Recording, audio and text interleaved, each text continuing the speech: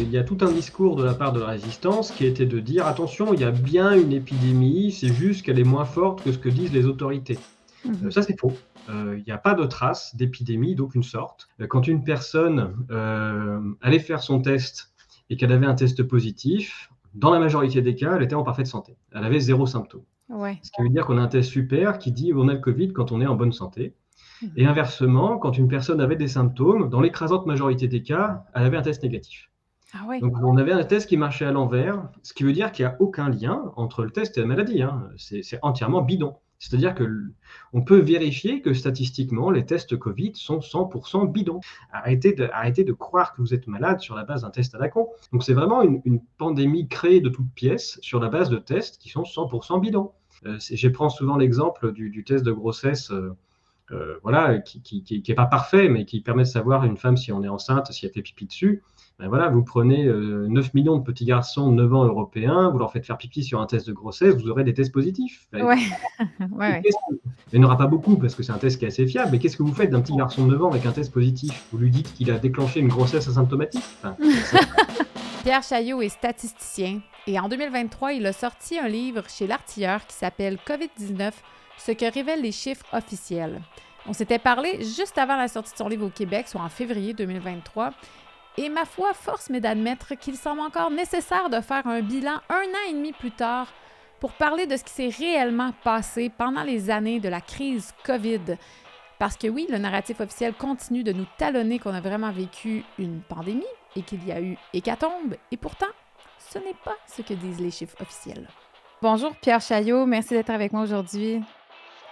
bonjour Héloïse, merci de m'inviter une deuxième fois après 1 an et demi de péripéties.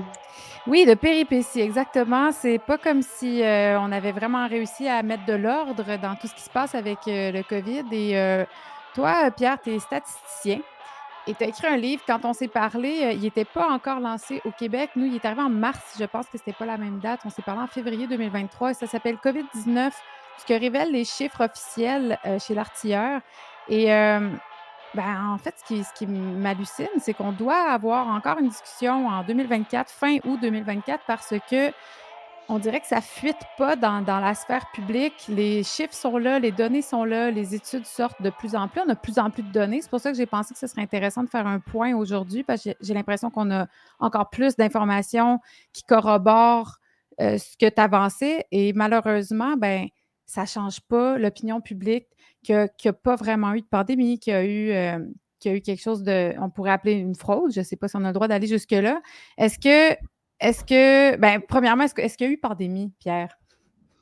Non, il n'y a pas eu pandémie du tout, à aucun moment. Pour qu'il y ait une pandémie, il faudrait que déjà on prouve qu'il y ait des épidémies, puis des épidémies de manière pan, c'est-à-dire partout dans le monde, et il n'y a pas eu ça du tout.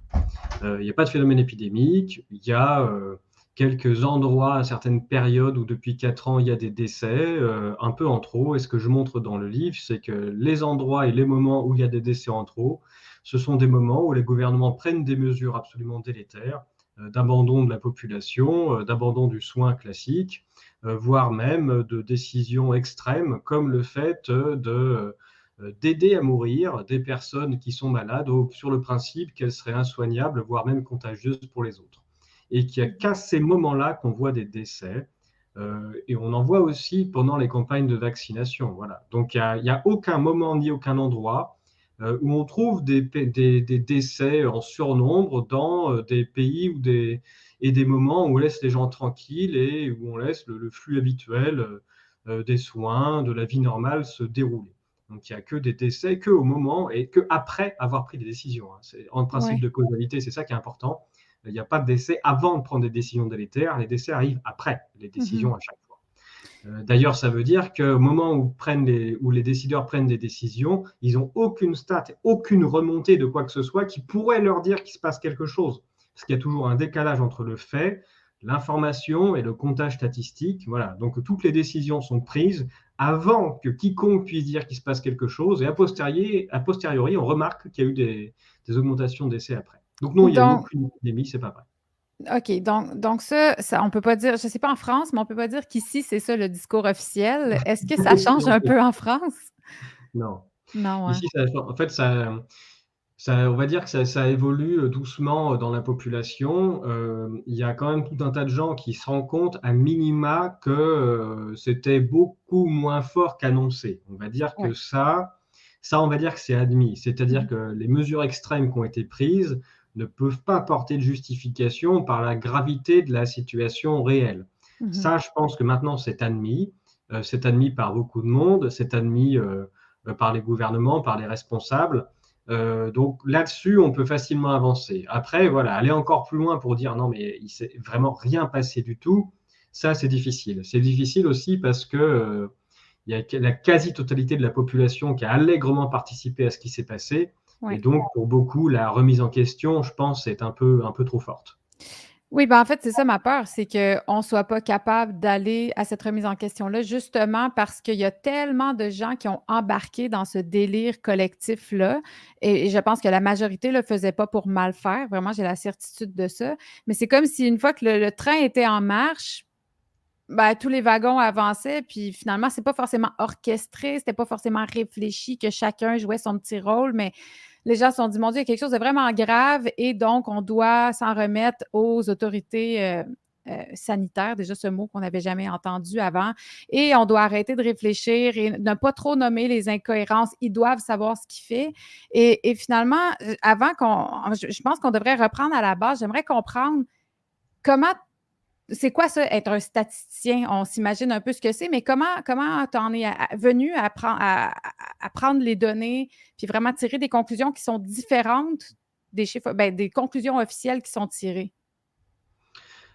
Statisticien, moi, c'est ma formation et mon métier, hein. Donc, j'ai fait une école d'ingénieur de statistique en France. Voilà. Et puis, j'ai intégré l'Institut national des statistiques français. Donc, moi, c'est mon métier d'étudier les chiffres, de les analyser, de comprendre ce qu'il y a derrière, surtout de comprendre la manière dont ils sont construits et ensuite d'en présenter les résultats.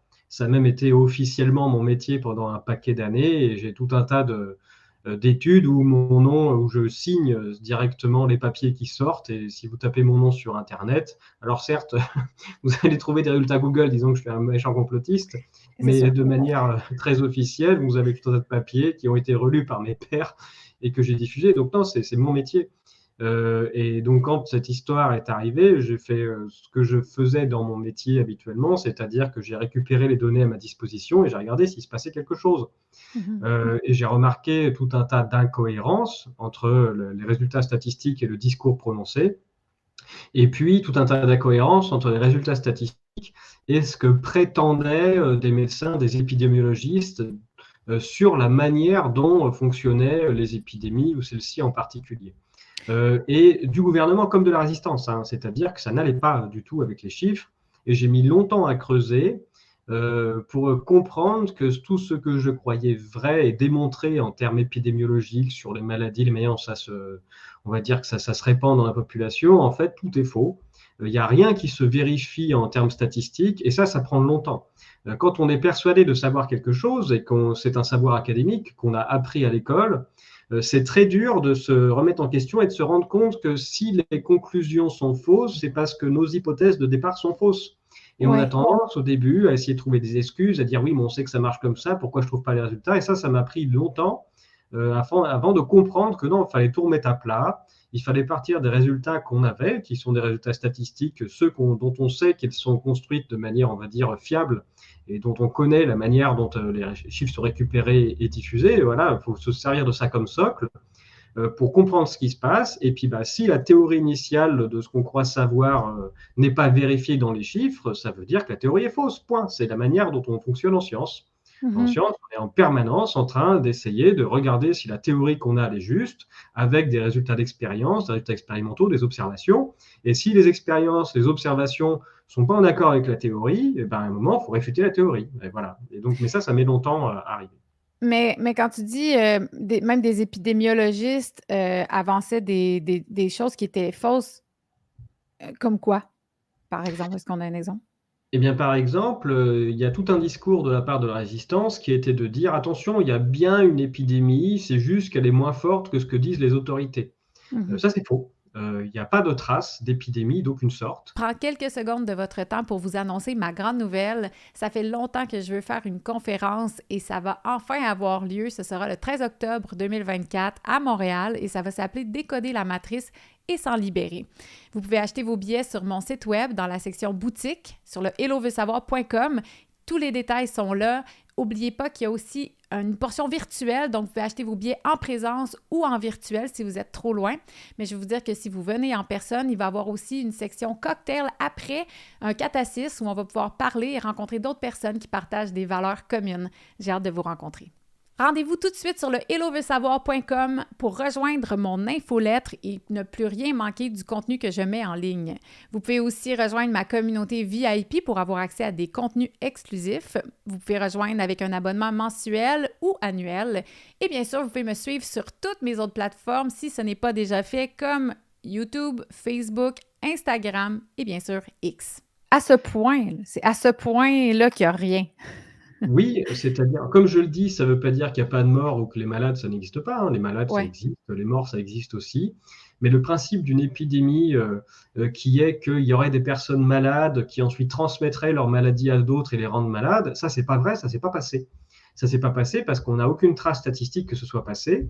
Et encore une fois, quand il y a des décès, c'est pas du tout qu'il y a de la transmission et un espèce d'une maladie qui se déplace, on va dire géographiquement, quoi. Et on voit pas ça du tout. Il y a des gens on voit des pics de décès exactement au moment où les gouvernements prennent des décisions. On sait très bien expliquer pourquoi. C'est qu'au moment où on abandonne les gens, c'est-à-dire tous les jours, il y a des gens qui tombent malades, qui font des infarctus, qui font des AVC, ça existe tous les jours. Et juste si à un moment donné, on décide d'arrêter d'essayer de sauver tous ces gens-là et qu'on ne fait plus rien, ces gens-là, ils meurent. Alors qu'avant, il y en avait qui réchappaient, point barre. C'est tout. Et donc, ce qui est complètement, ce que moi je croyais au départ, c'est-à-dire qu'on avait démontré de manière ferme qu'il y avait bien une maladie qui se propageait d'humain à humain. Ouais. Et donc, j'ai pendant longtemps essayé de construire des modèles statistiques qui permettaient de modéliser la propagation épidémique. C'est comment est-ce que les gens se rendaient malades les uns les autres. Ça, c'est complètement faux. Il n'y a rien qui marche. Il n'y a pas la moindre trace que ça se passe comme ça. Et donc, la seule conclusion qui s'offre à nous, c'est que cette théorie est fausse. Et que quand on voit des gens qui tombent malades de manière statistique, c'est pas du tout à cause de quelqu'un qui les aurait rendus malades, c'est parce qu'il y a quelque chose, un phénomène environnemental, un empoisonnement, une toxine, un stress, quelque chose qui les rend malades. Et que tout c'est important ce que tu dis parce que dans le fond, c'est comme si, je vais être certaine de bien comprendre, tu tombes dans la théorie, finalement, la contagion virale, ça n'existe pas. Il n'y a pas de trace statistique que ça existe. Je n'ai pas le droit de dire que ça n'existe pas. Non, je comprends. Peut-être que ça existe, mais si ça existe, ça ne laisse aucune trace statistique. Et donc, c'est un non-phénomène. C'est-à-dire que peut-être que ça existe, mais c'est complètement marginal par rapport à ce qui réellement rend malade les gens. Voilà. Wow. Donc, en science, on n'a pas le droit de dire que quelque chose n'existe pas. Je n'ai pas le droit de dire que la contamination virale n'existe pas. En revanche, j'ai le droit de dire que si elle existe, elle ne laisse rigoureusement aucune trace statistique, c'est-à-dire que ce n'est pas de ça dont on doit avoir peur quand on tombe malade. Voilà, les raisons pour lesquelles on tombe malade, qui se voient statistiquement, ce sont en effet des toxines, des stress, des empoisonnements. On voit bien que l'hiver, quand le froid arrive, exactement au moment où le froid arrive, on a des personnes âgées qui vont tomber malades et qui vont décéder. Ce qu'on appelle grippe, angine, bronchite, ce que vous voulez, qui arrivent tous ensemble à ce moment-là. Il n'y a aucun phénomène de contamination, de propagation à ce moment-là, hein. C'est tout le monde en même temps. Et donc ce sont des causes environnementales. C'est pas possible que tout le monde se contamine exactement en même temps, à la vitesse de la lumière, et qu'en plus qu'il y aurait un mystérieux virus qui apparaîtrait d'on ne sait où exactement au même moment. Ça va pas du tout, cette histoire. Voilà. Donc, ce que je t'ai entendu expliquer, c'est que soudainement, la grippe a arrêté d'exister, la bronchite a arrêté d'exister, et là, tout est devenu COVID. Oui, bien sûr. Ça, c'est ce qu'on appelle le principe de la codification. C'est-à-dire que lorsque des gens tombent malades, eh bien, on leur attribue un nom de maladie. Et classiquement, l'hiver, à partir de la fin de l'automne, début de l'hiver, quand on a des personnes qui font de la fièvre et commencent à tousser, etc., ça s'appelle syndrome grippal. Mais avec la folie Covid-19, eh bien, les mêmes malades qu'on a tous les ans d'habitude à cette époque-là, on a cessé de les appeler grippe ou syndrome grippaux, on les a tous appelés Covid-19. Ouais. C'est juste une dénomination, il n'y a pas de science derrière ça, hein. c'est de la dénomination, c'est de l'administration, hein, c'est de l'administratif, Mhm. cette Mhm. dénomination. Et ça n'a rien à voir avec quelque chose de scientifique qui serait clairement établi. Pour dire ça, donc déjà, à une première époque, là où le prétendu Covid a remplacé la grippe, il n'y avait même pas ce qu'on appelle les tests. Tout ça, ça s'est fait, on va dire, avec des médecins qui décidaient de donner un nom ou pas de nom.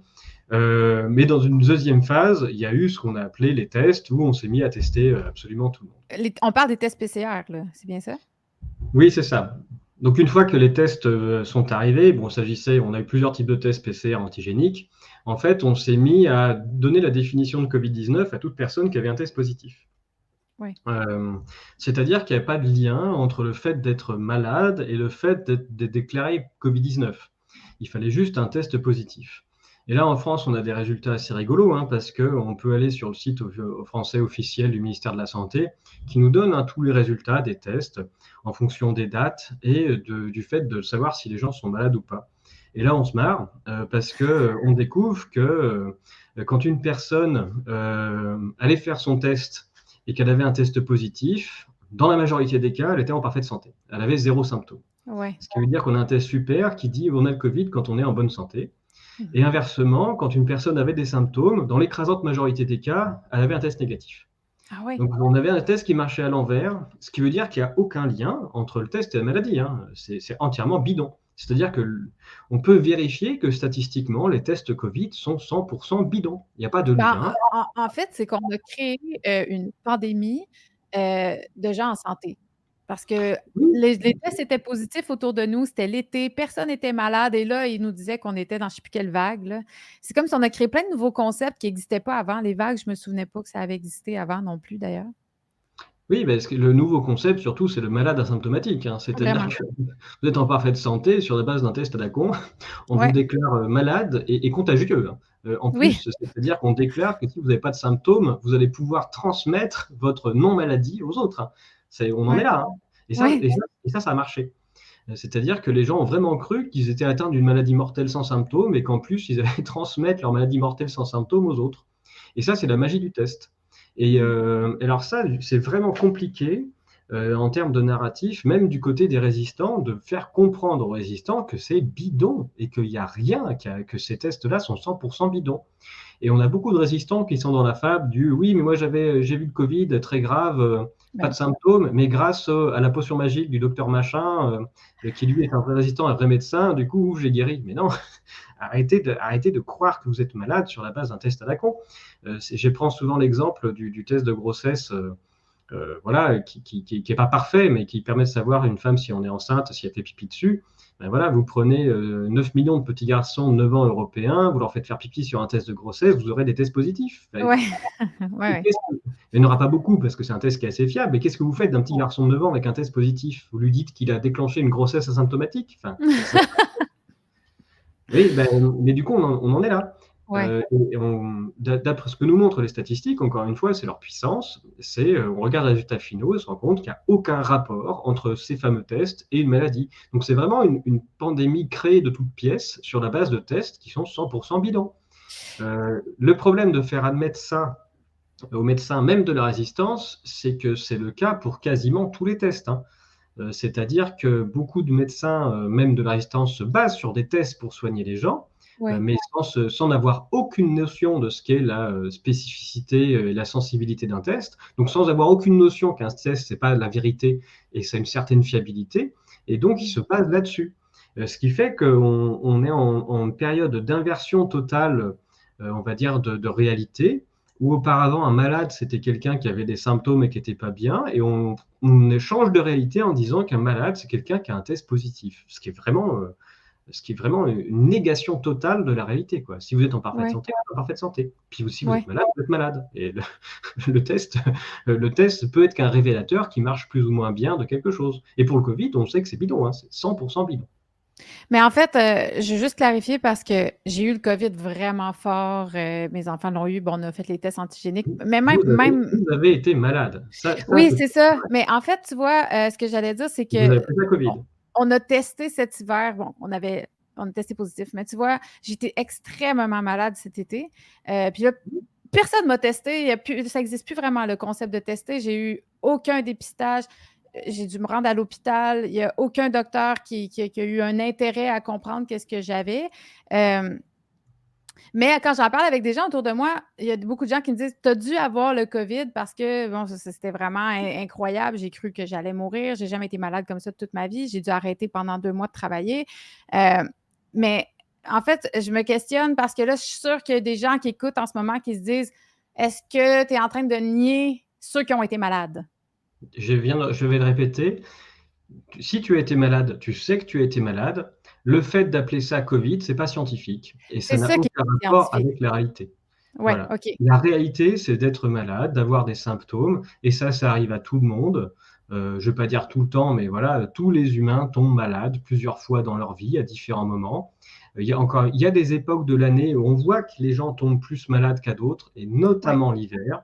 Notamment quand arrive l'hiver, et on voit quand le printemps arrive, ça va mieux. Il y a plus, notamment les personnes âgées ont du mal avec l'hiver et tombent plus facilement malades et décèdent plus. Mais il y a d'autres périodes dans l'année où on est malade de différentes manières. Et depuis cette histoire de Covid, c'est pas vrai de dire qu'il y a eu plus de malades, c'est faux. On n'en mhm. compte pas plus qu'avant. Ça, c'est la première chose. C'est pas vrai de dire qu'il y a eu des symptômes spécifiques par rapport à avant. Les symptômes que les gens ont eu et ont appelé Covid, que ce soit des grosses fatigues, des gros maux de tête, perte de goût et de l'odorat, ça arrive tous les ans à tout un tas de gens. C'est juste que quand c'est arrivé à ces personnes-là depuis 2020, on a dit, bah, du coup, ça c'est spécifique au Covid, mais il n'y a aucune spécificité Oui. là-dedans. Ce sont des symptômes classiques du fait d'être malade qui arrivent de tout temps et que c'est juste maintenant, on les appelle Covid. Voilà, donc il n'y a pas de définition scientifique du Covid. Ouais, je C'est ce qui fait comprends. sa force. On peut mettre tout dedans. Même des gens qui ont eu des grosses diarrhées pendant cette période, on a dit attention, c'est un Covid intestinal. Oui, Enfin, il y a eu voilà. les vomissements, la gastro a fini par faire partie c'est un Mais fourre-tout, en fait. eh ben, tous ces mots qu'on utilise de base, même le mot gastro, c'est un fourre-tout. Mhm. C'est le fait d'avoir des douleurs intestinales, une diarrhée. Voilà, on dit bah, j'ai eu des vomissements, on dit bah, j'ai eu la gastro, mais ça n'a pas de sens. Tout ça, c'est juste des noms qu'on met par-dessus. La seule chose réelle, ce sont les symptômes. Voilà, dire j'ai eu des vomissements, ça c'est un symptôme. Ça, on est sûr qu'on a vomi. On est Qu'on ait dans eu la la diarrhée, réalité. ouais, c'est la réalité. Les noms qu'on met par-dessus, qui sont des noms de maladies, c'est bidon. Il y a certains, on fait des tests pour dire, bah, tiens, j'ai trouvé telle bactérie, donc c'est telle bactérie la cause, bah, pourquoi pas. Puis si j'ai rien trouvé, c'est donc que c'était un virus. Bah, voilà, c'est comme ça que la. Mais il faut que les gens se rendent compte qu'à notre époque, les médecins et les hôpitaux sont obligés de faire ça. Puisque on leur demande des comptes et de mettre des gens dans des cases, et les cases demandées sont des noms de maladies. Et c'est Mhm. l'OMS qui détient et met à jour le codex qui s'appelle la Codification internationale des maladies. On est rendu à la CIM 11. Et donc tous les praticiens, hein, dans les hôpitaux ou les médecins, se réfèrent à ce codex pour mettre des noms de maladies. Alors que ces noms n'ont aucun sens clinique. Hein. Encore une fois, la clinique, ce sont les symptômes, c'est juste ça qu'on peut décrire, et quasiment tout le monde, enfin, il y en a un nombre très réduit en fait. Hein. Et donc, ce qu'on appelle un tableau clinique, c'est une liste de symptômes, et puis là-dedans, on va piocher pour dire c'est telle maladie. Mais pourquoi est-ce que l'OMS veut ça? Puisque ça fait rentrer les gens dans la fable de ah bah si je te mets tel nom de maladie, eh ben, en face, je vais pouvoir dire c'est tel traitement. C'est ce qu'on Mhm. appelle du commerce. Oui. C'est-à-dire que voilà, on fait croire aux gens qu'on a identifié une cause certaine avec un nom de maladie et avec des trucs comme le Vidal, on va dire bah, telle maladie, c'est tel médicament et donc je donne tel médicament miracle pour soigner telle maladie. Euh, Mhm. Tout ça n'a aucun rapport avec la réalité. Hein. C'est une construction pure de l'esprit. C'est-à-dire, voilà, vouloir mettre des gens dans des cases sur la base de, alors que tous les gens sont différents et sur la base de symptômes qui sont absolument pas spécifiques de quoi que ce soit, on décide et puis derrière, ça permet de donner telle ou telle potion magique pour aller mieux. Mais ça, Euh, je vais redire, hein, ça, ce système-là, il ne permet qu'une seule chose, c'est de faire passer la médecine dans un mode industriel et puis de faire du commerce. Est-ce que tu irais jusqu'à dire que les traitements, parce que tu parles de remèdes miracles, de pilules miracles, est-ce que tu irais jusqu'à dire que c'est pas forcément même prouvé statistiquement que les remèdes fonctionnent? Ah bah, moi, j'ai étudié surtout la partie vaccination, hein, Oui. où Il y a Christine Coton qui a écrit un livre qui s'appelle Tous vaccinés, tous protégés, où elle détaille Je l'ai reçu complètement. ici. Voilà, on va dire enfin, uniquement l'étude clinique de Pfizer. Moi, même avant de connaître Christine, en tant que statisticien, je l'avais lu, j'étais tombé de ma chaise, pardon, tellement ça n'a aucun sens. Pfizer n'a Comment ça? jamais rien prouvé que son vaccin servait à quoi que ce soit. Le vaccin. Est-ce qu'on parle bien des Pfizer Documents ou on parle un autre Oui, truc? enfin, le document officiel Pfizer qui a été fourni à l'Agence du médicament, pas ceux qui sont surlignés de noir, hein, le Non, OK, document OK. officiel qui est étudié par les FDA et l'EMA, qui a servi à valider le vaccin. Enfin, OK. quelqu'un qui a bac plus 1 en statistique, il est effaré de voir une méthodologie pareille. Ça n'a aucun sens. Assez peu de gens d'ailleurs savent ce qu'a promis Pfizer aux vaccinés. D'ailleurs, Moderna, c'est pareil. Ni Pfizer ni Moderna n'ont jamais promis aux personnes vaccinées qu'elles seraient moins malades après le vaccin. Qu'est-ce qu'ils ont promis concrètement? Elles ont promis qu'elles auraient moins de tests positifs. OK, wow, merci. Voilà, donc si vous êtes malade comme un chien après le vaccin de Pfizer, mais que vous avez un test négatif, du coup, c'est une réussite du Tout vaccin. baigne. OK. Tout baigne. Mais encore mieux, si vous êtes reçu le vaccin Pfizer, que vous êtes malade comme un chien, mais que vous n'êtes pas testé, c'est une réussite. Parce Ah, que si wow. on ne teste pas, vous n'avez pas de test positif. Donc, c'était ça l'objectif? Et ben, le pass vaccinal permettait de faire croire que le vaccin Pfizer et Moderna et tout cela marchait, et puisqu'on Mhm. testait que les non-vaccinés. C'est pour Oui. ça qu'il y a eu des statistiques favorables au vaccin pendant à peu près 2 ans, tant qu'il y avait le pass vaccinal qui fonctionnait, c'est tout. La seule raison pour laquelle les autorités faisaient croire à une efficacité vaccinale, c'était grâce au pass vaccinal. Le jour exact où le pass vaccinal est tombé, l'efficacité promue par les gouvernements est tombée avec, puisque les vaccinés se testaient plus. Donc, c'est aussi simple que ça, en fait. C'est qu'on a testé pendant pratiquement toute la durée du pass vaccinal, on a testé que les non-vaccinés, les méchants non-vaccinés. On avait une pandémie de non-vax. Oui, Et alors pas que, finalement, mais euh, en majorité. Pas que, mais en écrasante majorité. Il y avait quand même tout un tas de vaccinés qui allaient se faire tester, hein, parce qu'ils pensaient que le vaccin était efficace. Mais il fallait quand même se faire tester pour savoir s'il n'y avait pas le Covid. Enfin, ça devenait mais- compliqué de suivre les directives tant que c'était contradictoire et incohérent. Mais il y en a qui ont réussi quand même à les suivre à la lettre. oui, mais c'est-à-dire que les vaccinés, voilà, ils avaient quand même la trouille et ils se testaient quand même, Oui, hein, pour un certain nombre d'entre eux. Ceux oui, qui ne se testaient pas, c'est surtout ceux qui se sont fait vacciner pour voyager, qu'on n'avait rien à cirer, tout ça, exact. eux, ils ne se testaient pas. Mais les vrais trouillards, eux, non seulement ils se vaccinaient toutes les doses, mais en plus, ils se testaient tout le temps, hein. Mais il y Mhm. avait quand même en écrasante majorité des non-vaccinés qui étaient obligés de se tester, qui se testaient régulièrement, ce qui faisait croire à une efficacité vaccinale. Et je reviens à l'étude Pfizer et Moderna. Oui. Ils prétendent que leur vaccin marche contre le test. Ça veut dire que leur output, c'est le nombre de testés positifs entre les vaccinés et les non-vaccinés. Mais dans leur méthodologie, jamais ils n'ont promis qu'ils allaient tester autant de fois les vaccinés que les non-vaccinés. C'est-à-dire que Pfizer et Moderna, ils pouvaient très bien, pendant leur étude, tester beaucoup plus souvent les non-vaccinés de façon à trouver plus de tests positifs chez eux. Ce qu'on fait Incroyable. ensuite derrière les gouvernements. C'est pour ça que je dis, quand on a bac plus 1 en statistique, on lit la méthodologie et on tombe de sa chaise. Mhm. Quand on ne garantit pas qu'on va tester autant de fois les deux groupes, ben c'est une fraude qui est tellement monumentale que ça saute aux yeux, quoi. C'est pas possible. Et Mais j'avais posé la même question à Christine quand elle m'a parlé de ça. Est-ce que les gens qui ont fait ces documents-là puis là, c'est vraiment, je te demande ton opinion, est-ce qu'ils ont fraudé en sachant, ils devaient bien la connaître, la méthodologie, si c'est ça leur travail? Est-ce qu'on peut penser que c'est de l'incompétence ou à ce stade-là, c'est tellement gros qu'on peut assumer que c'est vraiment une fraude? en fait, ils sont coutumiers du fait, les laboratoires pharmaceutiques, ils sont coutumiers de trouver des manières de faire croire que leurs produits servent à quelque chose. Oui. Et la meilleure manière de prouver que les produits servent à quelque chose, c'est ça, hein, c'est de mettre en place des tests bidons en trouvant des règles stupides, comme le fait voilà, de compter que les tests positifs et de ne pas tester tout le monde pareil. Il y a aussi il y a plein de petites ficelles. Si vous avez tout un tas de personnes âgées, obèses et fumeurs, vous les mettez plutôt chez le placebo Hmm. parce qu'elles vont plutôt être en mauvaise santé. Qu'est-ce que vous pouvez faire? À chaque fois qu'une personne tombe malade, vous trouvez une bonne excuse pour la virer de l'étude. Enfin, ça, c'est chez les vaccinés. Voilà, comme ça, on n'a pas de malades chez les vaccinés.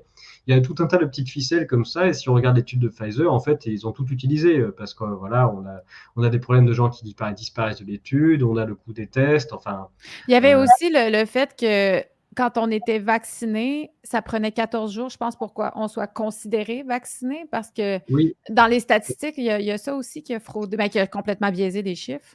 oui, bien sûr. Il disait on n'est pas protégé les 7 premiers jours, donc voilà, on compte pas les prétendus cas de Covid pendant les 7 premiers jours. En fait, c'est le moment où les gens sont malades. Oui. Le moment où il y avait des pics de réaction, où les gens avaient été fiévreux, etc., c'était pendant 7 jours. Et là, il disait bah, c'est pas le vaccin, ça compte pas. Wow. Donc, on teste pas les gens pendant 7 jours. Mais ça, Euh, ça a été adressé. Je pense que ça a changé maintenant. Ils ont changé les statistiques de ça. Est-ce que c'est possible? Non, mais en fait, il faudrait récupérer tous les résultats des détails de Pfizer, etc. Et puis, la plupart des États ont mis ça en place aussi, c'est-à-dire qu'il y avait un décalage entre la date, on va dire, du vaccin et la date des symptômes et la date du décès. Ça a été relevé notamment en Angleterre par Norman Fenton, ce qui explique pourquoi les Anglais ont fait croire au début que le vaccin protégeait de quelque chose, alors qu'en fait, on a plus de décès chez les vaccinés, mais c'était masqué à cause de ce décalage de date. Voilà. Mhm. Donc, il y a tous les décès qui avaient lieu dans les 7 jours après la vaccination et considéraient que c'était un décès de non vacciné. Alors que c'était bien quelqu'un qui avait reçu sa dose. C'est exactement le contraire. En fait, ça fait dire le contraire, pas un peu Oui, à peu près à côté. C'est vraiment grave. Puis on va rentrer dans toute la question du vaccin parce que tu l'as dit tantôt, c'est ce que tu as particulièrement observé.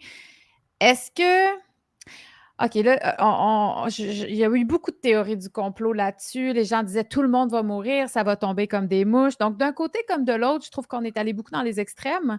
Là, on est quand même rendu plusieurs années plus tard. J'imagine qu'on a assez de données. Est-ce qu'il y a une surmortalité après le vaccin?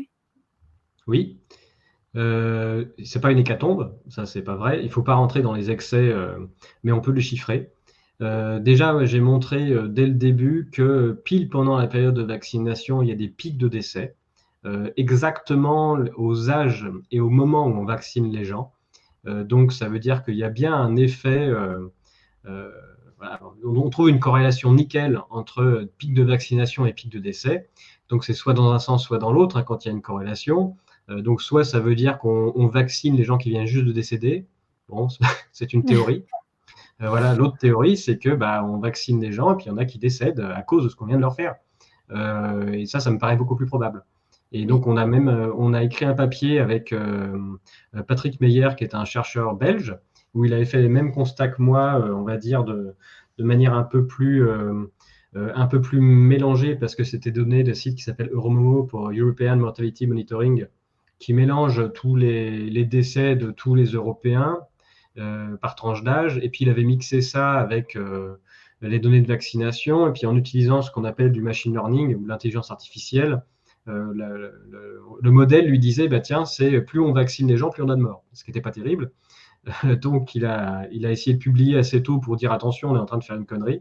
Il a été censuré, complotiste, tout ça, bref. Bien sûr. Ça s'est mal passé, évidemment. Et moi, j'avais fait des travaux qui ressemblaient un peu, mais un peu plus détaillés, parce que moi, j'ai fait pour tous les pays d'Europe séparer toutes les tranches d'âge, j'ai mis les décès en face des vaccinations. Et j'ai remarqué qu'en effet, dans la plupart des cas, j'avais bien un pic de décès pile pendant la période de vaccination. Et ça va pas, hein. Donc j'ai même fait des tests pour montrer que c'était beaucoup trop souvent le cas pour que ce soit dû au hasard. Et donc ces résultats-là, on a réussi à se les faire publier dans un colloque international de biostatistique avec Patrick. C'était en décembre dernier. Donc, Wow. c'est-à-dire qu'on a quand même réussi. Ça a été la bataille, hein. Patrick, il a vraiment dû beaucoup batailler pour réussir à ce qu'on fasse relire. Parce que personne ne voulait nous relire. Et nous, on disait juste, voilà, nos données sont publiques, les programmes sont en ligne. Moi, tous mes programmes sont toujours en ligne de façon à ce que tout le monde puisse les faire tourner et vérifier mes calculs. Et juste, voilà, trouver quelqu'un de motivé pour se faire relire, ça a été la croix et la bannière. Il a fini par réussir. Et une fois qu'on a été relu, ils ont bien été obligés de dire, bah oui, voilà, c'est la beauté des mathématiques. On a les mêmes chiffres en entrée, on applique la même formule, au bout, on a le résultat, quoi. Ben oui. Donc, Mais voilà. comment Et expliquer que ça a été le simple fait que, parce que là, tu dis décembre, ça veut dire décembre 2023, ouais. aussi loin dans le temps, que ce soit encore, on doit batailler pour pouvoir, ne serait-ce qu'avoir des gens qui prennent la peine de se mettre l'information devant les yeux, Puis de l'assimiler, c'est du gros déni, c'est de la dissonance cognitive, comme c'est quoi qui se passe là? Bah, c'est juste critiquer les laboratoires pharmaceutiques, c'est voir sa carrière détruite, point. Ouais, ouais, ouais. Il y a un peu de cela, j'imagine. C'est pas si on veut faire carrière, juste se faire un nom, pouvoir travailler, avoir des subventions, faut pas faire ça. Ouais, c'est clair. Moi, j'en ai rien à cirer parce que c'est pas comme ça que je gagne ma vie, donc j'en ai pas besoin. Mais voilà, des chercheurs comme Patrick qui prennent ce risque, c'est voilà, c'est un risque en sachant que derrière, on est bousillé. Donc il faut vraiment avoir les reins solides ou être inconscient, je sais pas, Mmh. mais savoir que derrière, on va être amené à de très très grandes difficultés. Donc il y a Ouais. quelques chercheurs vieux de la vieille qu'on voit qui, eux, ont moins de risques, puisque voilà, leur carrière est déjà derrière eux, mais quand même, et il faut voir qu'ils se prennent dans les dents. Mais Oui. les jeunes chercheurs, c'est pas la peine, quoi. Après, c'est le cas dans tous les domaines de la recherche. Dans tous les domaines de la recherche, on sait que si on file pas droit et qu'on va pas dans le sens du vent, on risque pas de faire une carrière très brillante. Donc, de toute façon, le monde de la recherche de base, il est parfaitement faisandé par des intérêts, des gros intérêts financiers qui se répercutent sur les intérêts particuliers de chacun et tout le monde se tait. Donc on recherche, mais en se disant: «On va trouver dans cette boîte-là». Faut pas trop penser à l'extérieur de la boîte.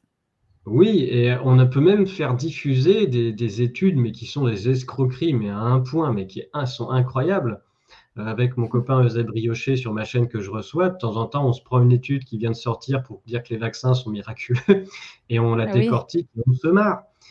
Ils grugent dans les données, ils font des modèles qui n'ont pas de sens. Enfin, vraiment, on rigole, quoi. Et ça passe, c'est diffusé par Science, par Nature, par le BMJ. Et ça passe. Voilà. Si le résultat incroyable. final, il est bien dans la doxa, on peut être aussi nul qu'on veut. Ouais, Comme personne ne comprend rien au stat ni au modèle, de toute façon, voilà, on peut faire exact. n'importe quel truc et ça Mais c'est passe. ça aussi, c'est ça, et c'est qu'au début de la pandémie, j'avais eu la pandémie ou peu importe là, la pandémie, j'avais eu, un argument avec, un ancien collègue qui c'était au début là, c'était genre en mars 2020, puis tout le monde paniquait, on avait déclaré ça une pandémie, là, il y avait un vent de panique vraiment très, très fort, puis il m'avait dit parce que moi je relativisais, puis je me disais: «Attendez, connaissez-vous des gens malades autour de vous? Regardez autour de vous, je sais pas, on peut juste prendre le pouls de ce qui se passe?» Il me semble qu'il faudrait juste se calmer, prendre un petit peu de recul. On est tous en santé, calmons-nous. Puis on n'avait pas le droit de dire de se calmer, c'était la fin du monde. Déjà à ce moment-là, je dérangeais énormément. Il m'avait répondu les chiffres ne mentent pas, Hello. Et j'aimerais entendre qu'est-ce que tu as à répondre à ça. Est-ce que les chiffres peuvent mentir? Les gens qui utilisent les chiffres, eux, peuvent mentir. Oui, c'est ça. Un chiffre, c'est un chiffre. La plupart du temps, de ce que je constate en tant que statisticien, le problème vient du fait que les gens utilisent des chiffres sans se poser la moindre question de comment les chiffres ont été recueillis. Alors que une statistique, c'est quoi? Donc c'est un chiffre, une statistique, avec il y a un chiffre des dizaines, unités, une virgule, après des décimales si on veut, puis un pourcentage. Mais ce chiffre-là, il veut rien dire en tant que tel. Déjà, il faut toujours le comparer à quelque chose hein, pour savoir si c'est plus, moins, ce que ça veut dire. Voilà. Si on dit 42%, c'est bien ou c'est mal 42%, ben on ne sait pas. On ne sait pas. Mhm. Donc un chiffre hors contexte, ça ne veut rien dire. Et la deuxième chose, c'est de savoir comment il a été construit. Mhm. Pour ça, les tests, c'est un excellent exemple. Les statistiques de tests sont bonnes, c'est-à-dire que bah, le nombre de tests positifs remontés tous les jours, bah oui, c'est juste un chiffre avec des tests positifs. Mais c'est quoi un test positif? Comment c'est construit? Donc là, il faut se poser la question. Bah, un test positif, c'est on s'est mis un découvrir dans le nez, et puis ensuite ça ressort blanc ou noir d'un côté ou de l'autre.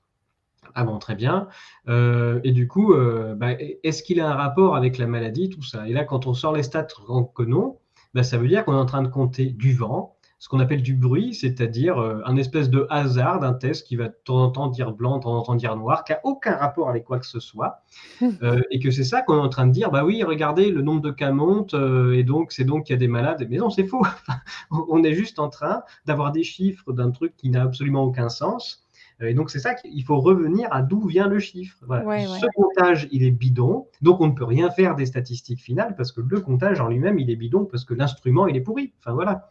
C'est comme si on avait un thermomètre qui, en plein mois d'hiver au Canada, nous disait 42 degrés Celsius dehors. Bon, Il va voilà, pas me convaincre. la canicule. Enfin bref, Ouais. il faut se poser la question de juste d'où vient le chiffre, comment il a été construit. Et pour tout ce qui a été appelé, en dehors des tests, pour tout ce qui a été appelé Covid-19, c'est pareil. Comme tous les hôpitaux déclaraient tous les patients comme Covid-19, on voit des statistiques Covid-19 dans les hôpitaux, mais c'est juste le chiffre, il veut dire ce qu'il veut dire. Voilà, 1000 personnes Covid-19 dans les hôpitaux, c'est juste 1000 personnes qu'on a mis dans la case Covid-19. Est-ce que cette case Covid-19 a un quelconque rapport avec la réalité, avec des symptômes spécifiques, avec une définition scientifique d'un truc qu'on a pris avec Covid-19? C'est non. C'est juste un comptage administratif où à partir d'une certaine date, les patients qui arrivaient, ils étaient mis dans la case Covid-19 et puis c'est tout. Ouais. Et dans des pays comme la France et dans beaucoup d'autres pays, les hôpitaux avaient intérêt financièrement à déclarer les gens Covid-19, ce qui fait que des Covid-19, il y en a des tonnes, puis c'est tout. Et ça n'a rien à voir. Donc, c'est Il y pas le avait une chiffre qu'il carotte, faut. en fait, pour déclarer COVID-19 des gens. Les hôpitaux recevaient de l'argent, c'est ça? En fait, en France en tout cas, les hôpitaux sont remboursés a posteriori des actes qu'ils ont réalisés. Ah Et oui. quand on a un patient qui arrive, qui tousse, qui a de la fièvre, si on le met dans la case grippe, on reçoit moins d'argent que si on le met dans la case Covid-19. Ou OK. bien si on le met dans la case tuberculose, on reçoit moins d'argent que si on le met dans la case Covid-19. Donc, depuis qu'il y a la case Covid-19, en France, il n'y a plus de bronchite, plus de tuberculose, Ben non. plus de grippe, plus de BPCO, là, les bronchopnéumopathies chroniques, plus d'asthme. Tous ces cas-là qui arrivaient à l'hôpital, ils ont tous fondu comme neige au soleil, comme on dit, et Magnifique. ils ont tous été remplacés par le mot Covid-19. Ce qu'on appelle Covid-19, c'est ça. Ce Oui. sont les mêmes maladies de d'habitude qui s'appellent plus comme avant et qui s'appellent dorénavant Covid-19. C'est Qui pour ont ça que vous avez été codés différemment, comme tu le qui ont disais été tantôt. codés Covid-19. Et il n'y a pas Mmh. d'autre chose. Il n'y a pas plus de malades, il n'y a pas du tout une nouvelle maladie qui est arrivée, il y a les mêmes symptômes que d'habitude, avec les mêmes symptômes cliniques, tableaux cliniques que d'habitude, qui se sont appelés Covid-19 à la place de leur ancien nom. Point. Il ne s'est rien passé d'autre. Bon, voilà qui est clair.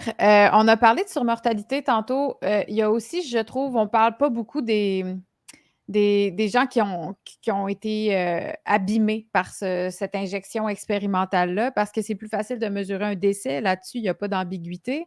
Mais après, tout le monde que je connais qui a eu des problèmes suite à l'injection, que ce soit de la fibromyalgie, que ce soit du zona, que ce soit, myocardite.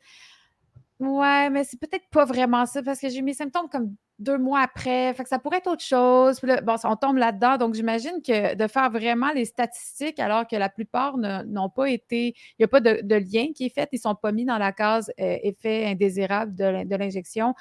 Comment est-ce que tu es capable de prendre la mesure? Est-ce qu'il y a eu beaucoup de blessés de cette injection-là?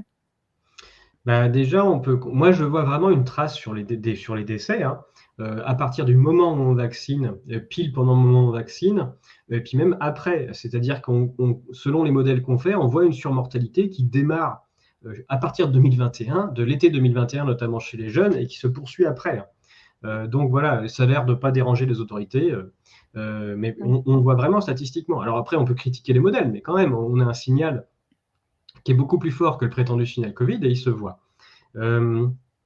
Donc déjà, même juste le fait qu'on ait des morts, vraiment un pic, même si ce n'est pas des millions de personnes qui meurent, mais c'est quelques centaines chez les jeunes en France, mais ça se voit quand même statistiquement. Un mort, c'est l'état le plus grave d'une blessure. Donc ça veut dire que pour chaque mort qu'il y a des centaines, des milliers de blessés graves et des dizaines de milliers, centaines de milliers de blessés légers. Enfin voilà, il faut vraiment voir le mort comme un révélateur de ce qu'il y a de plus grave. Oui. Et que ça fait beaucoup. Il faut quand même vraiment qu'un produit soit vraiment nocif pour qu'il réussisse à tuer un jeune. Donc ça veut dire que s'il y a un mort, il y a tout un tas qui ne sont pas sentis bien. Donc il faut vraiment Puis le on a prendre des comme. statistiques qui disent que des jeunes sont morts de cette injection-là. On Ben, a on a il y a des des liens. déclarations de pharmacovigilance, c'est-à-dire des médecins professionnels de santé qui voient un jeune qui était en parfaite santé et qui meurt juste après, couvert de thrombose ou bien avec un arrêt cardiaque et qui se dit c'est pas normal et qui fait une déclaration de pharmacovigilance, ça y en a. Les autorités elles disent oh vous pouvez pas prouver la causalité, attention. C'est ça. Ce qui est vrai, scientifiquement, vous avez beau être en parfaite santé, on vous pique 2 jours après, vous crevez, vous avez toutes les veines qui ont saigné dans votre corps ou bien votre cœur s'est arrêté. On peut toujours dire, on ne sait pas pourquoi, hein, il n'y a peut-être pas de lien avec la vaccination, et c'est ce que font les autorités pour se défendre. En revanche, statistiquement, les professionnels du médicament reconnaissent que pour chaque cas qui a été décrit en pharmacovigilance, puisqu'on sait que personne ne fait l'effort de faire une déclaration de pharmacovigilance, chaque cas représente en fait à minima 10 personnes à qui il est vraiment arrivé quelque chose. OK. C'est-à-dire que pour l'industriel du médicament, la pharmacovigilance ne représente que 10% des effets indésirables réels de ses propres produits. Et ça, on a des traces écrites où ils l'admettent. Donc pour chaque décès où une personne se plaint qu'il y a eu un décès, implicitement, l'industrie du médicament sait qu'il y en a eu dans la population à peu près 10. Pour les professionnels de santé qui ne sont pas payés par l'industrie du médicament, ils disent qu'il faut plutôt faire x20 ou faire x100 même. Mais même juste si on fait x10, ça veut dire que si vous connaissez quelqu'un de votre famille qui est un jeune décédé juste après la vaccination, l'industrie va dire « Ah non, lui, vous ne pouvez pas dire que c'est nous, on n'en sait rien. En revanche, si lui, il est mort, ça veut dire qu'en tout, il y en a bien 10 qui sont morts. Hein. Mais pour lui, on ne va pas reconnaître. Vous savez, c'est ce double discours-là. C'est un discours qui est statistique, mais tout en se dédouanant de la responsabilité pour les cas particuliers. Bon, en plus, il y a tous les médecins qui ont vacciné qui ne veulent surtout pas dire qu'évidemment, ils ont tué des gens, hein, ou même qu'ils les ont rendus malades. Donc, tous, ils vont refuser de faire des déclarations de pharmacovigilance. En plus, c'est long et pénible. Donc, il faut vraiment se battre pour faire une déclaration, tout en sachant que de toute façon, la loi protège à fond les fabricants des médicaments en imposant à la personne qui se plaint d'effets indésirables, d'apporter la preuve que c'est le médicament. Alors la loi est un peu en train d'évoluer là-dessus, mais c'est extrêmement difficile pour une personne qui souffre d'un effet indésirable d'un médicament, vaccin ou pas, de réussir à faire reconnaître son état, parce que la loi n'est pas avec lui. Et même s'il est fait reconnaître, il faut qu'il y ait un expert qui mette son nom pour dire oui, je suis sûr que c'est ça. Bon, mais en plus, alors qu'il y a toujours un doute, mais bref. Et en plus, à la fin, les compensations financières sont parfaitement ridicules. On voit des sommes, genre 3 000 balles pour une sclérose en plaques, enfin, le truc qui va t'handicaper à vie et qui va te faire que tu vas décéder de manière précoce. Enfin, il faut comprendre qu'il n'y a quasiment aucun risque pour l'industrie du médicament à produire et à distribuer des trucs qui sont parfaitement délétères. Déjà, il va y avoir toutes les autorités, tous les médecins vont tous nier de ce qui s'est passé. La loi n'est pas en faveur des plaignants, des victimes de ça, et même dans les rares cas où on tient 10 ans de procès pour finir en cassation et finir par obtenir gain de cause, on obtient des clopinettes qui sont risibles, quoi.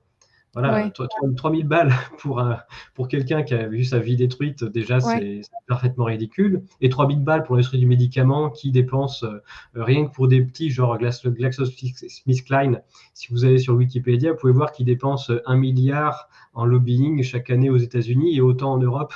Donc voilà, 3 000 balles. Mais en fait, c'est un double standard, comme tu disais tantôt, parce que ça montre à quel point ils n'ont pas vraiment. Quand on observe leur modus operandi, ils ne semblent pas avoir beaucoup de respect de la vie humaine.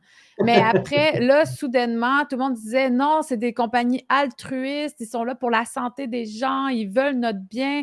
Puis vraiment, je me dis, mais vous ne voyez pas que c'est le seul intérêt, c'est l'argent. Il faut arrêter de se leurrer. Il n'y a pas d'autre intérêt. Ils en ont un peu rien à foutre. En fait, ils ne veulent pas qu'on aille bien. Ce n'est pas leur intérêt qu'on soit en santé. C'est pas rentable. Ah bah non, oui, c'est la blague du premier jour d'arrivée en médecine où le professeur qui écrit sur le tableau, tout patient guéri est un client perdu. Ben, c'est ça, exact. Bref, non, cette industrie ne vit que par le fait que les gens subissent des traitements à vie le plus souvent possible et dépensent du pognon pour leur acheter des trucs. Enfin, les actionnaires majoritaires de l'industrie pharmaceutique, c'est des fonds de pension américains qui sont aussi à la tête de toutes les plus grandes, on va dire, consortiums, les moins philanthropes de la planète, et c'est aussi qui détiennent les industries pharmaceutiques, tout ça, c'est les mêmes. Hein. Voilà. Et encore une fois, quand n'importe laquelle de ces industries dépense plus d'1 milliard de dollars par an en lobbying, Ça donne une idée voilà, du besoin qu'ils ont de faire croire qu'ils sont utiles par rapport à la réalité, quoi. Exactement, c'est très bien résumé. On a parlé peu aujourd'hui des femmes enceintes, des enfants, puis toute la question de la natalité. Est-ce que, bon, on s'attendait aussi à avoir énormément de fausses couches, qu'on a aussi eu peur pour les organes reproductifs des femmes comme des hommes. On sait que tous tes droits d'auteur de ton livre, tu les donnes à Où est mon cycle, qui est seulement en France, je crois, l'organisme. C'est toutes Ouais. les femmes qui ont perdu ou en tout cas qui ont eu des dérèglements menstruels ou hormonaux suite à l'injection. Donc, et moi, j'en connais plein autour de moi qui ont eu ça. C'est pas quelque chose de rarissime. Est-ce qu'on peut voir statistiquement l'impact que cette injection-là a eu sur la natalité? Oui, alors on voit bien, j'en ai déjà parlé un tout petit peu dans le livre de poche que j'ai réécrit, et là je vais en parler un peu plus. Je suis en train d'essayer de mettre à jour les données pour peut-être refaire un petit écrit spécifiquement sur la question des effets indésirables. Mais oui, on a vu une chute de la natalité dans tous les pays qui ont massivement vacciné, et chute qui ne s'explique pas par la démographie, hein. On a vraiment des chutes brutales et continues de la natalité, pile après la période de vaccination, et pour tout un tas de pays, notamment des pays qui avaient une natalité extrêmement régulière, donc on peut suivre dans le temps depuis très longtemps, comme le Danemark. On prend la date de la vaccination des jeunes femmes, on regarde 9 mois plus tard, et puis on a un effondrement exactement à ce moment-là. Donc ça aussi, c'est une trace statistique qui est assez nette. Il y en a eu d'autres, notamment en France.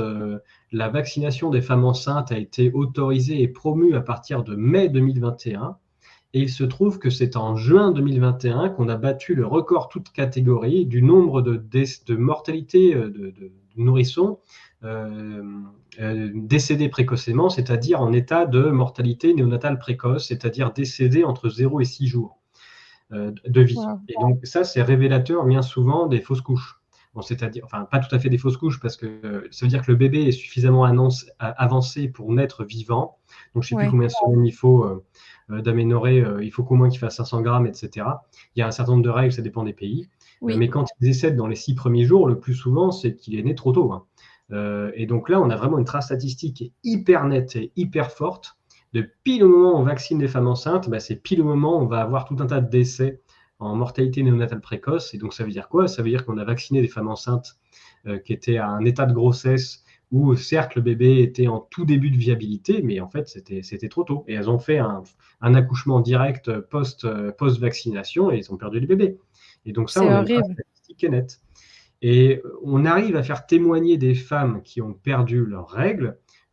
Autour de moi, dans mes connaissances proches, c'est quasi 100% hein, des femmes Oui, qui ont perdu leurs règles après la vaccination. Après, pour beaucoup, c'est revenu, mais il y en a, ça a mis plusieurs années à revenir. oui. Et avec tous les médecins, on y est. Il n'y en a aucune d'entre elles qui a fait une déclaration alors qu'elle savait mon travail. Et tous leurs médecins ont tous nié que c'était la vaccination, alors que c'est juste après. Et c'était tout ensemble, enfin, c'est fou.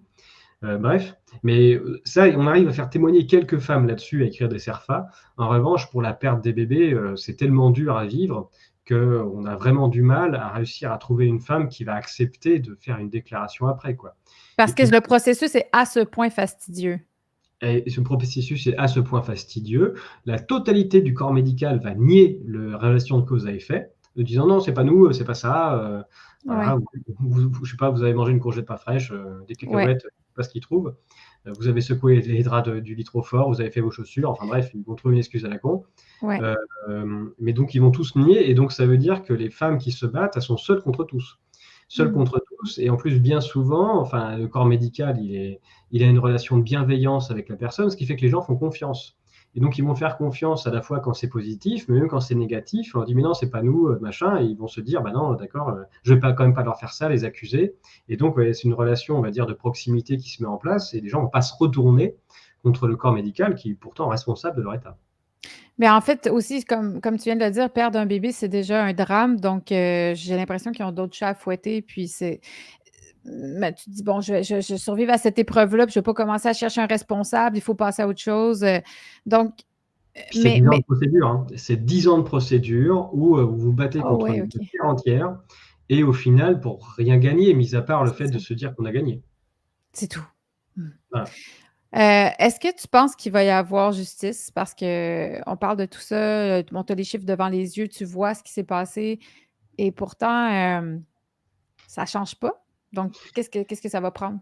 Ben, regarde la vaccination H1N1. H1N1 était aussi une escroquerie, hein, complète en Ouais, 2009. Il n'y a pas eu la moindre pandémie non plus. Il y a eu une tentative de vaccination de la terre entière aussi à ce moment-là. Selon les pays, ça a plus ou moins marché. Nous, en France, ça a peu marché, mais un petit peu quand même. Ça a marché à fond en Suède, en Norvège et en Finlande, et où ils ont vacciné même les gosses, tout ça. Et il y a tout un tas de gens qui ont eu leur vie détruite. Déjà, il y a des morts, mais voilà, les morts ne parlent plus. Et puis, c'est plus facile de se défendre. En revanche, il y a eu tout un tas de cas de narcolepsie. Donc, narcolepsie, c'est ouais, quand on a le cerveau grillé et qu'on s'endort après, qu'on peut plus se réveiller, enfin, on s'endort tout le temps. Et voilà. Et en fait, la narcolepsie, c'est tellement rare, c'est probablement toujours dû à un empoisonnement. Mais bon, c'est tellement rare que c'est, je sais plus, une personne par 7 millions, un truc comme ça. Et là, quand vous avez sur un pays comme la Suède, je sais pas, des dizaines ou des centaines de gamins qui tout d'un coup deviennent narcoleptiques du jour au lendemain, en fait, ça donne une trace statistique énormissime. Et là, ils n'ont pas pu se défendre, le laboratoire pharmaceutique. Il y avait trop d'indices concordants, inexpliqués tous en même temps. Et donc, les narcoleptiques ont réussi à se faire reconnaître que c'était bien le vaccin pour obtenir des dédommagements. En France, c'est en 2021 qu'on a reconnu leur état, sachant que la vaccination, c'est 2009. Enfin, c'est-à-dire, il faut plus de 10 ans de procédure. Et encore, ils ne sont même pas remboursés pour la plupart. Et il y a que la centaine qui a tenu 10 ans de procédure pour aller jusqu'en cassation. Enfin bref, voilà. Et la terre entière était contre eux, évidemment, les médias, etc. Il n'y a que ceux qui sont dans les bouts qui peut-être auront une petite réparation, sachant qu'ils ont leur vie détruite. Donc, il n'y a pas d'autre choix. De toute façon, d'aller en justice pour essayer d'obtenir réparation que de se battre pendant les 10 ans, tout en sachant que ce qu'on peut vraiment, ce dont on doit chercher à obtenir à ces moments-là, c'est une reconnaissance du public. C'est-à-dire que les gens finissent par reconnaître que oui, l'industrie pharmaceutique passe son temps à faire du mal aux gens pour s'enrichir, point barre, et ouais. que si elle fait du bien aux gens de temps en temps, elle ne fait pas exprès. C'est pas ça son objectif initial. Son objectif, c'est vraiment de gagner du fric, point. Et Ouais. les malheurs des gens, elles s'en séparent très bien. Et ils ont une telle puissance financière que de toute façon, voilà, encore une fois, les lois sont en leur faveur, les jugements aussi, les politiques, enfin bref, on se bat quand même contre un Léviathan, hein. Il faut en avoir conscience. Oui, c'est ça. En fait, puis on parle de H1N1. Si j'en parle avec le citoyen lambda, il pense, il n'est pas au courant que le vaccin a créé des dommages, que c'était une fraude. Ça non plus, ça n'a pas filtré vraiment dans la sphère publique. Donc, c'est un peu ça ma peur, c'est que on n'arrive pas à faire une prise de conscience collective qui va faire qu'on sera plus vigilant la prochaine fois, qu'ils vont essayer de nous renvoyer encore parce qu'on peut s'attendre à ce qu'ils réessaient de faire un autre théâtre encore d'une autre épidémie ou c'est prévisible. C'est ce qu'ils sont en train d'essayer de faire avec le monkeypox en ce moment, C'est qui est la ça. même escroquerie. Alors, c'est un peu plus dur de faire peur aux gens parce qu'il faut quand même prétendre voir des boutons. Et du coup, Oui, il y a moins de gens. Alors que bon, le nez qui coule, à peu près, ça arrive plusieurs fois dans l'année à quasiment tout le monde. oui. Donc, c'est assez facile de faire peur aux gens avec ça. Voir des boutons visibles, bon, alors c'est l'été, moi j'en ai sur les jambes parce qu'il y a des moustiques, hein. Oui. Voilà. Alors, elle va m'expliquer que c'est du monkeypox transmis par le moustique. Alors, c'est intéressant. Je fais un bouton à chaque fois qu'un moustique m'a piqué. C'est peut-être le monkeypox. Enfin, bref. Mais ça a moins de chances de prendre ce genre de choses parce que les symptômes sont un peu plus durs à faire. Bon, sauf s'ils arrivent à faire le coup du monkeypox asymptomatique, ils vont peut-être essayer. Euh, Probablement. Après, on a bien vu pendant cette période, il y a quand même de plus en plus de gens qui se réveillent à ce qui se passe. Même les discussions qu'on a eues sur la fraude totale, les tests entièrement bidons, et même la théorie de la propagation, qu'en fait ne marche pas du tout statistiquement, c'est des questions qu'on commence à pouvoir se poser et à remettre en question vraiment dans la population, alors qu'il y a 5-10 ans, ce n'était pas possible. Même moi, je n'aurais pas été sensible à ces questions-là, j'étais trop loin. Ouais. Là, ils sont tellement allés loin dans l'arnaque Covid-19 que les gens sont prêts à se poser des questions pour se dire mais jusqu'où va la fraude et à quel point tout est faux. Ouais. Et donc, en fait, plus ils vont loin dans la pression sur les gens, dans les dégâts qu'ils vont faire avec des vaccins ou d'autres, ou même les confinements, tout ça, plus les gens a posteriori vont se poser des questions et plus on est sur une crête, quoi. C'est-à-dire, voilà, il va falloir qu'ils y aillent fort pour essayer de faire basculer les gens dans la psychose, mais autant il y a que 5, il y a voilà, peut-être 5% de gens qui ont vraiment résisté le coup d'avant. Là, le coup d'après, il y aura plus de monde à résister, hein. Donc, ça veut Mmh. dire que pour imposer des choses, il faudra qu'ils y aillent beaucoup plus fort. Donc voilà, on est sur une crête à chaque fois où il y a l'appât du gain, du pouvoir, etc., qui est en jeu, mais il y a aussi beaucoup plus de personnes maintenant qui ont compris l'arnaque et qui vont pas se laisser avoir si facilement une deuxième fois. Voilà. Oui, Donc, c'est vrai. c'est aussi à ça que servent les procès, se défendre, etc. Tout moyen de communication, tout ce qu'on réussit à pousser pour juste faire comprendre aux gens à quel point tout ça c'est faux, à quel point il y a des gens qui veulent s'enrichir et qui ne veulent pas du bien. À chaque fois, c'est une victoire. Ça nous permet d'être plus nombreux le coup d'après. Ouais, puis comme tu viens de dire, ils auront pas le choix d'y aller encore plus fort la prochaine fois. Puis j'ai l'impression que ça a été un peu ça aussi qui a été, qui a servi à prendre conscience à quel point ils nous veulent pas du bien parce que c'était tellement rendu gros. Comme on parle toujours ici au Québec, on était rendu qu'on donnait des hot dogs pour aller se faire vacciner. Ben, il y en a beaucoup qui ont dit attends, mais qu'est-ce qui se passe? Comment on a pu en arriver là? Et là, ça s'est mis à faire des gens qui étaient à fond dans le narratif, qui sont mis à se questionner parce que c'était trop gros. Donc, je pense que ça fait partie. Ils nous rendent service un peu, ils nous aident à prendre conscience qu'ils ne sont pas là pour notre bien, puis ils se tirent dans le pied. Avant qu'on termine, on n'a pas parlé des cancers fulgurants et des myocardites. En fait, j'aimerais ça savoir si, parce que moi, j'observe autour de moi énormément de gens qui meurent de crise cardiaque ou sans forcément mourir, mais qui ont des arrêts cardiaques et là, qui se font ranimer, qui reviennent, des gens de 40 ans, 45 ans, qui n'avaient pas de passé. Est-ce que ça se mesure et ouais, c'est ça. Est-ce qu'on peut dire qu'il commence à avoir des liens? On dit qu'un effet indésirable, c'est le cancer fulgurant. Est-ce qu'il y a des corrélations ou causalité? C'est très difficile parce que, comme je disais, tout ça, c'est une affaire de codification. Oui. Donc, il faudrait que les gens soient correctement codifiés, notamment à l'hôpital, et qu'on voit vraiment des choses solides statistiquement. Et c'est très très difficile parce qu'en plus, comme c'est l'OMS qui tient la codification, l'OMS s'amuse très régulièrement à changer la codification, ce qui fait qu'on voit plus rien. Et c'est pas anecdotique ce que je viens de dire, hein. L'OMS vient juste de sortir la CIM 11, c'est-à-dire la 11e version de sa codification des maladies, alors qu'en avant on était à la 10, et il y a tout un tas de chamboulements à l'intérieur. Voilà. Quand tu Donc le dis on fait ne voit que plus rien, tu veux dire que statistiquement, on ne voit plus rien? Je vais prendre un exemple concret qui est assez parlant. Par exemple, après il y a vraiment des questionnements sur l'autisme à post-vaccination. Oui. Voilà, peut-être des adjuvants aluminiques, ce genre de choses. Moi, je suis pas arrêté sur le sujet. Mais dans la codification internationale des maladies, il y avait une maladie dans la partie psychologique qui concerne l'autisme.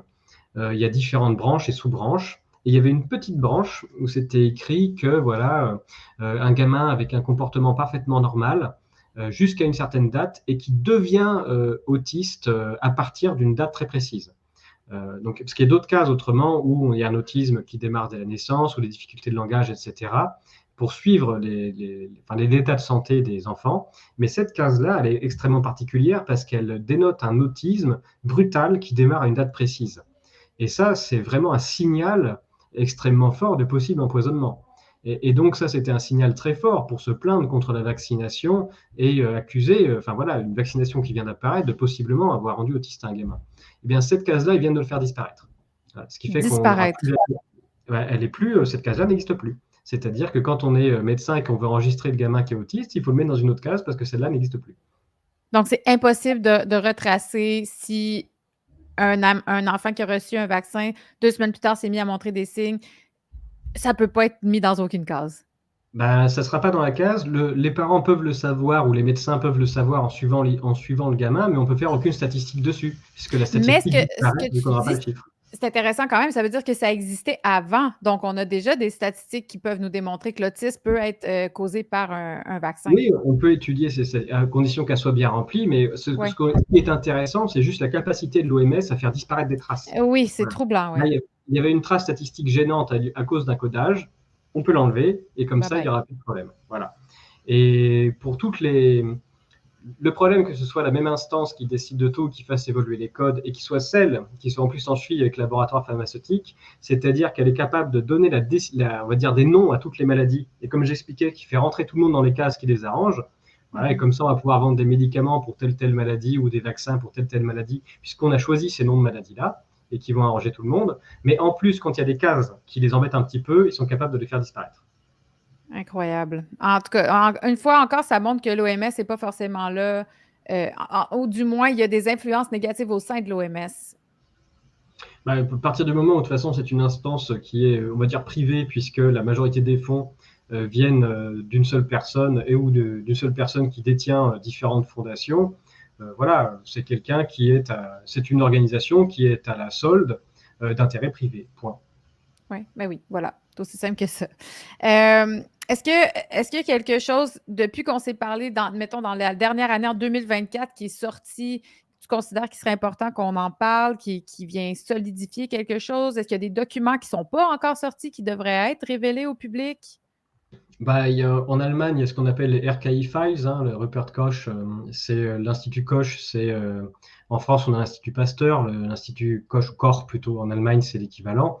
Et donc, il y a un gros scandale du fait de documents officiels qui ont été publiés et qui montrent en gros, pour simplifier, que toutes les communications qu'il y a eu pendant la crise entre le grand institut allemand et les politiques, et on voit bien que ce sont les politiques qui ont dit à l'Institut quel résultat sortir.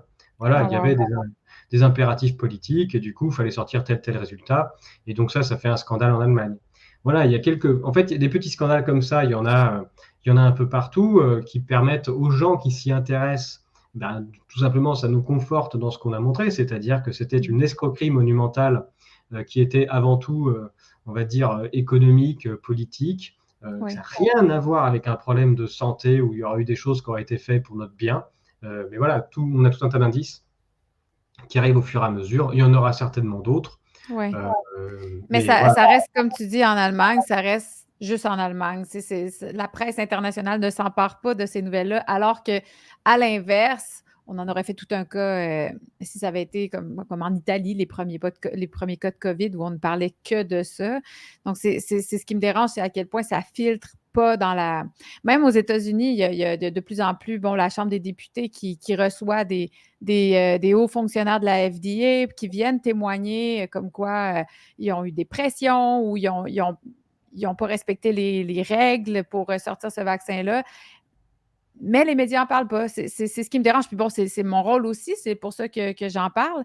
Mais on reste très marginalisé. Puis j'ose croire, en tout cas, qu'on va finir par avoir une justice qui va être faite ou les pendules qui seront mis à l'heure parce que rendu en 2024, tu l'as dit, oui, ça prend du temps. Mais maintenant, il y a assez d'informations pour que. Je pense que les gens qui continuent de penser qu'il y a une pandémie puis qu'on continue d'aller chercher leur dose, je connais des gens qui sont rendus à 9 doses, ben, il faut arrêter, là. Au moins arrêter d'aller chercher vos doses. C'est dangereux. Après, chacun fait ce qu'il veut, hein. Moi, j'ai rencontré en conférence des Oui. personnes qui m'ont dit, bah, moi, j'ai un proche qui a fait 7 doses et qui a eu 9 mois le Covid, 9 fois le Covid. Du coup, je me dis, Ouch. bah, faut lui dire, hein, c'est vachement bien. Le prochain coup, il sera hyper protégé. Oui, c'est ça. La prochaine sera la bonne. Ouais, c'est ça. Non, mais euh, tu sais, enfin, en France, il y a absolument, enfin, du côté des médias mainstream, il n'y a absolument aucun progrès.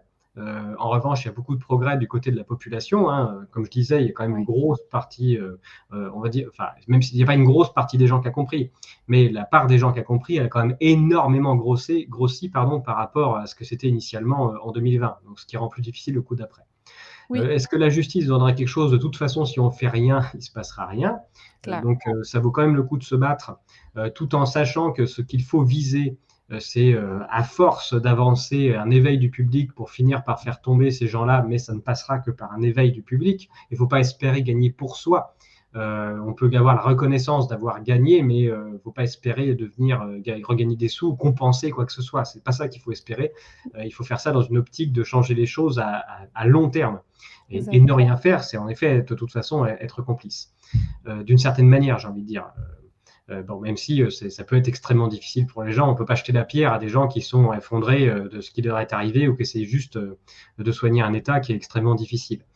Mais si on peut, en tout cas, si on a l'occasion et si on a les nerfs et la possibilité, il faut mieux faire quelque chose plutôt que de laisser passer. Même si gros changement doit y avoir, ça ne se fera que le jour où il y aura un changement politique. En France, ce sont Oui. exactement les mêmes qui ont été reconduits au pouvoir, avec un espèce de faux semblant d'opposition qui n'existe pas, qui fait semblant d'exister, mais tout en laissant la majorité faire tout ce qu'elle veut, Oui. et en la reconduisant d'ailleurs, en étant copain-copain avec toutes les oppositions sont copains-copains avec Van der Leyen et le Oui, parti Van der Leyen au niveau européen. Donc en fait, tant qu'on n'a pas de changement politique majeur et qu'on n'a qu'une majorité confortée et des oppositions fantoches, il ne va pas se passer grand-chose. Voilà. non. Donc il faut pour qu'il se passe quelque chose, il faut quand même un changement politique majeur. Je ne sais pas ce qui va se passer aux États-Unis. Peut-être que rebrasser un peu les cartes, ça pourrait ouvrir un peu d'air à des nouvelles possibilités et puis des nouvelles accusations, même si je ne pense pas que les nouveaux qui arriveraient seront des saints, quels qu'ils soient, mais peut-être qu'ils pourraient surfer sur la vague d'écraser la tête de leurs prédécesseurs en leur faisant porter chapeau sur ce qui s'est passé. Voilà. Ça Ouais, pourrait être ouais. une manière qu'on ait un peu plus de visibilité, que ça ouvre un peu des portes d'explication juste sur le fait que quand des nouveaux arrivent, comme ça, ils écrasent les anciens. Ouais, en tout cas, dans le cas de Kamala Harris, elle est déjà au pouvoir, donc Oui, oui, oui. si elle aurait pu faire quelque chose, elle ne l'a pas fait. Mais bon, il y En a tout beaucoup de cas, gens qui mettent beaucoup d'espoir dans Trump. Moi, j'aurais bien aimé Bobby Kennedy Jr., mais il est pas très populaire. Mais on verra. En tout cas, une chose est sûre, c'est qu'il va se passer beaucoup de choses, puis oui. ça brasse partout à l'international. Donc, on assiste à une ère assez particulière et plutôt intéressante. Puis on est mieux de se positionner, comme tu le disais. Moi, je poursuis YouTube, Google pour atteindre à ma liberté d'expression. Et ça va prendre 10 ans, je le sais, je ne le fais pas pour l'argent. C'est un recours collectif. Je pense qu'en France, ça n'existe pas, les recours collectifs, mais ici, au Canada, ça existe. Et je le fais vraiment juste pour le principe, puis parce que comme toi, je suis maman, puis je me dis, ben, t'es pas maman, t'es papa, mais on a des enfants, puis je me bats pour le monde de mes enfants. C'est tout simplement ça ma motivation. Alors, d'ailleurs, merci de faire ce que tu fais, Pierre. Je redis le nom de ton livre, ça s'appelle COVID-19, ce que révèlent les chiffres officiels chez l'artilleur et c'est disponible au Québec. Donc, pour ceux qui veulent se le procurer, j'ai vu qu'il était sur Archambault, puis il doit être chez Renaud-Bré aussi. Euh, Il est mais merci disponible pour. en anglais aussi, hein, maintenant. Comment? Il est disponible en anglais et voilà, Oh, au Canada, ça peut être intéressant aussi. Voilà. Donc, bravo. sur des grandes plateformes de distribution, vous pouvez le trouver en anglais. Je ne sais plus quel est son titre exact. Ouais. Enfin, C'est voilà, toi qui très... l'as traduit ou Non, t'as c'est eu. pas, non, c'est pas moi. OK. J'ai eu des C'est du travail. j'ai eu deux traducteurs professionnels qui ont travaillé sur le bouquin. Super. Voilà. Donc, Ben, merveilleux. Ben, en tout cas, merci. Puis à force d'avoir ce genre d'ouvrage-là qui sort, ben, espérons, on changera au compte-goutte les choses. Merci, Pierre, pour ton temps. Puis à la prochaine.